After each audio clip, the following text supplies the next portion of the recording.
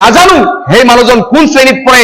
ক্লাছলেছ মুখ্যমন্ত্ৰী হিমন্ত বিশ্ব শৰ্মাৰ নেতৃত্বত সাম্প্ৰদায়িক সংঘৰ্ষ লগাই অসমখনৰ যি হাতামপুখীয়া সম্প্ৰীতি সেই সম্প্ৰীতি সম্পূৰ্ণৰূপে বিনষ্ট কৰি অসমখনক তছনছ কৰিবৰ এক চক্ৰান্ত চেষ্টা চলাই থকা হৈছে। সমন্বয়ৰ ভূস্বৰ্গ অসম মাতৃৰ ধিং অঞ্চলত কেইজনমান নৰপিচাচে যি জঘন্য যি নাৰকীয় ধৰ্ষণ কাণ্ড সংঘটিত কৰিলে তাক আমি তীব্ৰ ভাষাৰে গৰিহণা প্ৰদান কৰিছোঁ।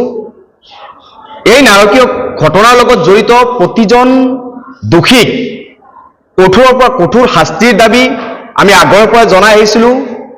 আমি অপৰাধীক কৰায়ত্ব কৰি আইনৰ প্ৰক্ৰিয়াৰে ৰাজহুৱা ফাঁচি আমি বিচাৰিছিলোঁ আৰু এই দাবীটো সৰ্বত্ৰ অসমবাসী প্ৰত্যেকটো দল সংগঠন প্ৰতিজন অসমীয়াই অপৰাধীৰ চৰম শাস্তিৰ দাবীত অসমৰ বিভিন্ন প্ৰান্তত পদযাত্ৰাৰ পৰা আৰম্ভ কৰি বিভিন্ন আন্দোলনৰ কাৰ্যসূচী লৈছিল।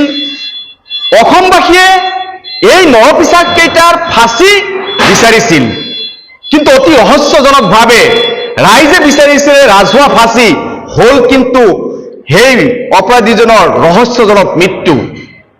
আৰু ইয়াৰ দ্বাৰা আমি স্পষ্টভাৱে সন্দেহ কৰিব পাৰোঁ যে এই নাৰকীয় হত্যাকাণ্ডৰ লগত বা এই নাৰকীয় ধৰ্ষণ কাণ্ডৰ লগত বিজেপি যে জড়িত আছে তাৰ স্পষ্ট প্ৰমাণ। অপৰাধীক আমি ৰাজহুৱাভাৱে ফাঁচি বিচাৰি কিন্তু হ'ল ৰহস্যজনক মৃত্যু। এইটোৱে প্ৰমাণ কৰিছে যে নাৰকীয় ধৰ্ষণ কাণ্ডৰ লগত স্পষ্টভাৱে বিজেপিৰ কোনোবা অঙহী বঙহী নিশ্চিতভাৱে জড়িত আছে আৰু ইয়াৰ লগত জড়িত অইন কিছু ব্যক্তিও জড়িত আছে, যি ব্যক্তি নাম হয়তো প্ৰকাশ হলে আজি বিজেপিয়ে যিটো কৰিব বিচাৰিছে সেইটো কৰিব নোৱাৰিলেহেঁতেন।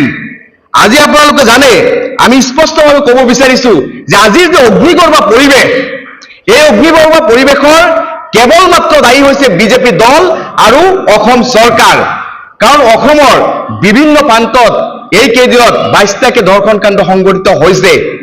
আপোনালোকে সংবাদ মাধ্যমৰ প্ৰতিজন ব্যক্তি অৱগত, অসমবাসী ৰাইজ অৱগত, 22টাকে ধৰ্ষণ কাণ্ড সংঘটিত হৈছে। প্ৰতিজন অসমীয়াই এই 22টা ধৰ্ষণ কাণ্ডৰ লগত জড়িত প্ৰত্যেকগৰাকী নৰপিচাচক ফাঁচীৰ দাবী উত্থাপন কৰিছে।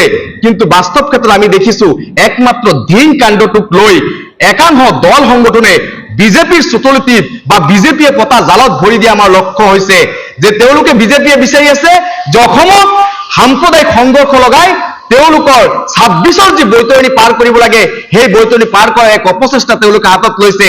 আৰু কোনোবা সংগঠন জানি কোনোবা নাজানি বিজেপিৰ জালত ভৰি দি আজি সেই 22টা ধৰ্ষণ কাণ্ডৰ কথা অসমবাসী বা সেই দল সংগঠন বিলাকক পাহৰণিৰ গৰ্ভত পেলাই দিয়াৰ এক অপচেষ্টা চলাই আছে একমাত্ৰ ধিং কাণ্ডটোক লৈ। আৰু সেই ধিং কাণ্ডটোৰ গইনা লৈ এক সাম্প্ৰদায়িক ৰং সানি আজি অসম তোলপাৰ কৰা পৰিৱেশ এটা সৃষ্টি হৈছে। তাৰ গইনা লৈ একাংশ সংগঠনে আজি অপৰাধীক জাত পাতৰ দৃষ্টিৰে চাই মিয়া খেদা আন্দোলনলৈ পৰিগণিত কৰিব বিচাৰিছে। আৰু ইতিমধ্যে আটাচুৰ নিচিনা সংগঠনে ভাবুকি প্ৰদান কৰি আছে উজনি অসমৰ পৰা নামনি অসমৰ সংখ্যালঘু মানুহখিক খেদি পঠোৱাৰ কাৰণে তেওঁলোকে ভয় ভাবুকি প্ৰদান কৰি আছে। আৰু ইতিমধ্যে আপোনালোকে জানে চৰাইদেউৰ বাগানত এটা সংঘটিত হৈছে য'ত একাংশ উগ্ৰ সাম্প্ৰদায়িক চৰিত্ৰৰ ব্যক্তিয়ে আটাচুৰ নাম লৈ আচুৰ নাম লৈ তেওঁলোকে আমাৰ নিৰপৰাধী নিৰীহ শ্ৰমিকসকলক তেওঁলোকে অপদস্থ কৰিছে, তেওঁলোকে লাঠিৰে কোবাইছে, তেওঁলোকক এনেকুৱা অপদস্থ কৰিছে শাৰীৰিকভাৱে। তেওঁলোকে আজি আপোনাৰ লগত আছে, আপোনালোকে দেখিব পাৰিব, তেওঁলোকক প্ৰশ্ন কৰিব পাৰিব। এক নাবুদ নাচুদ কাণ্ড তেওঁলোকে সংঘটিত কৰিছে আৰু এয়া কিন্তু সম্পূৰ্ণৰূপে বিজেপিৰ এজেণ্ডাত হৈছে। আপোনালোকে জানে নাজিৰা সমষ্টিত বিজেপিৰ পৰা নিৰ্বাচন খেলিছিল ময়ূৰ বৰা আৰু ময়ূৰ বৰাৰ নেতৃত্বত এই অপকাণ্ডটো সংঘটিত হৈছে। কাৰণ ময়ূৰ বৰা বা এইটো যিটো ঠিকাদাৰী প্ৰতিষ্ঠানটো আছিল সেই প্ৰতিষ্ঠানৰ ওচৰত এই শ্ৰমিকসকলে 15 লাখ টকা পাবলগীয়া আছিল।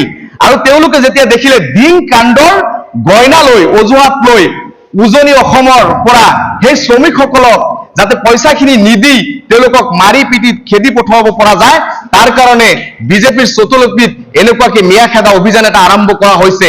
গতিকে ধিক্কাৰ জনাইছো যে আমি অসমবাসী ৰাইজ আপোনালোকে জানে যে এইখন অসমত শংকৰাজনৰ প্ৰিয় শিষ্য চান খাইক দি মুছলমানৰ সন্তানক দি কিন্তু লাই খুঁটা স্থাপন কৰা হৈছিল।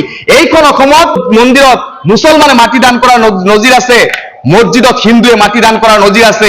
এই সমন্বয় অসমখনত, এই অসমৰ মই নাজানো সেই মানুহজন কোন শ্ৰেণীত পৰে, ক্লাছলেছ মুখ্যমন্ত্ৰী হিমন্ত বিশ্ব শৰ্মাৰ নেতৃত্বত সাম্প্ৰদায়িক সংঘৰ্ষ লগাই অসমখনৰ যি হাতামপুখীয়া সম্প্ৰীতি, সেই সম্প্ৰীতি সম্পূৰ্ণৰূপে বিনষ্ট কৰি অসমখনক তছনছ কৰিবৰ এক চক্ৰান্ত আস্থা চলাই থকা হৈছে। গতিকে মই এই শ্ৰেণীত মই আহ্বান জনাম সমগ্ৰ অসমবাসীৰ প্ৰতিটো দল সংগঠন, প্ৰতিটো জাতি জনগোষ্ঠীৰ মানুহক যে বিজেপিয়ে যি চুটলুপি বনাইছে, বিজেপিয়ে যে জাল পাতিছে সাম্প্ৰদায়িক সংঘৰ্ষ লগোৱাক, তাত আমি সমন্বয় অসমৰ কোনো এজন অসমীয়াই আমি ভৰি দিব নালাগে।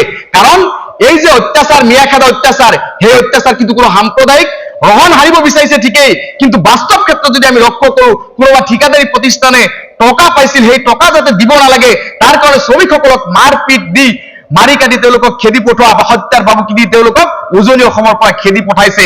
গতিকে প্ৰশাসনক দাবী জনাইছো যে এই শ্ৰমিকসকলক অত্যাচাৰ কৰা এই নিৰীহ সাধাৰণ মানুহ উজনি অসমত কাম কৰি তেওঁলোকে পেট প্ৰৱৰ্তন কৰে, তেওঁলোকে পৰিয়াল পালে, তেওঁলোকৰ ল'ৰা ছোৱালীক শিক্ষা দিয়াৰ চেষ্টা চলাই আছে।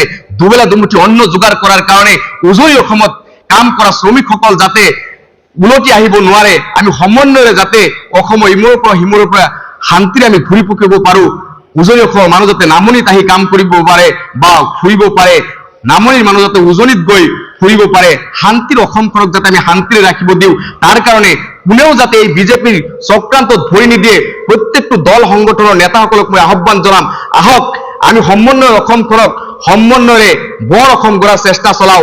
আমি যাতে কোনো ৰাজনৈতিক প্ৰৰোচনাত পৰি অসমৰ এক সংঘাত সৃষ্টি নকৰো, তাৰ আহ্বান জনাইছো। নিশ্চিতভাৱে আছে আমাৰ ইয়াতে উপস্থিত আছে সংবাদ মেলত, তেওঁলোক আছিল শ্ৰমিক ময়ূৰ বৰা নামৰ এগৰাকী ঠিকাদাৰৰ, ময়ূৰ বৰগোহাঁই, তেখেতৰ নেতৃত্বত কনষ্ট্ৰাকশ্যনৰ কাম কৰি আছিল। তেখেতৰ এক দীৰ্ঘদিনীয়া টকা পইচাৰ ঝামেলা, ঠিকাদাৰী মানুহ তেওঁলোকে জানে শ্ৰমিকৰ লগত সদায় বিভিন্ন ধৰণৰ বৈষম্য কৰে, আজি দিম কালি দিম কৰি কৰি এনেকৈ ভকত পৰিমাণৰ টকা যেতিয়া পাবলগীয়া আছিল শ্ৰমিকসকলে, তেতিয়া এই যে শেহতীয়া অসমৰ সাম্প্ৰদায়িক পৰিস্থিতিৰ প্ৰতি লক্ষ্য ৰাখি সেই ময়ূৰ বৰগোহাঁই এটা বুদ্ধি কৰি এওঁলোকক যাতে 15 লাখ টকা নিদি বিনা পইচাত যাতে এওঁলোকক বিদায় দিব পাৰি, তাৰ কাৰণে এই বিভিন্ন ধৰণৰ আছুৰ নাম লৈ আছু জিন্দাবাদ, আটছু জিন্দাবাদ, বিভিন্ন জাতীয়তাবাদী সংগঠনৰ শ্লোগান দি সংগঠনক আছুক বিপথে পৰিচালিত